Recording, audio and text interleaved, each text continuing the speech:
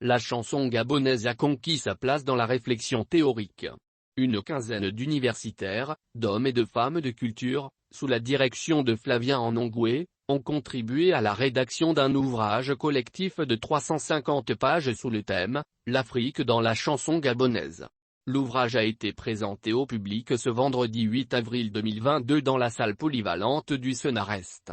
Ouvrage subdivisé en 3 parties, l'Afrique dans la chanson gabonaise vient répondre au souci de mieux informer le public sur les auteurs respectifs, examiner l'inscription de chacun dans l'histoire de la musique gabonaise et, surtout, analyser la manière dont se traduit, par la chanson, son rapport à l'Afrique. Autrement dit, dans le présent ouvrage collectif, il est question d'aborder l'œuvre musicale d'un auteur ou plusieurs auteurs gabonais à partir d'une échelle encore plus petite que l'album, à savoir 1 ou 2 chansons sur l'Afrique.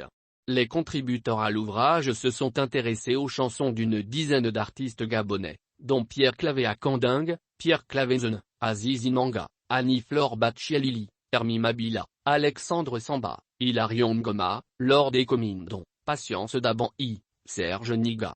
Dans la première partie, les universitaires Ludovic Mahanobian, Juste Jorit Indipoati et Massima Louiwongu s'intéressent spécifiquement à l'économie de l'œuvre musicale de Pierre Clavé Akanding, dont ils soulignent la place centrale qui occupe l'Afrique. Dans la deuxième partie de l'ouvrage, Elisabeth Oyan Meignier, Mathurin Ovono et Bestevel Viella diagnostiquent l'Afrique de Pierre Clavenzen. Sa chanson Africa intéresse particulièrement les universitaires et hommes et femmes de culture du pays. Enfin, la troisième partie s'intéresse à l'Afrique chez Aziz Inanga, Annie-Flore Bachialili, Magjos et bien d'autres.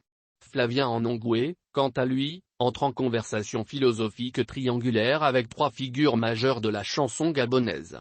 Il s'agit d'Hilarion Ngema, Aziz Inanga et Alexandre Samba, au sujet de la question du bonheur partagé en Afrique, à la faveur de 3 chansons respectives.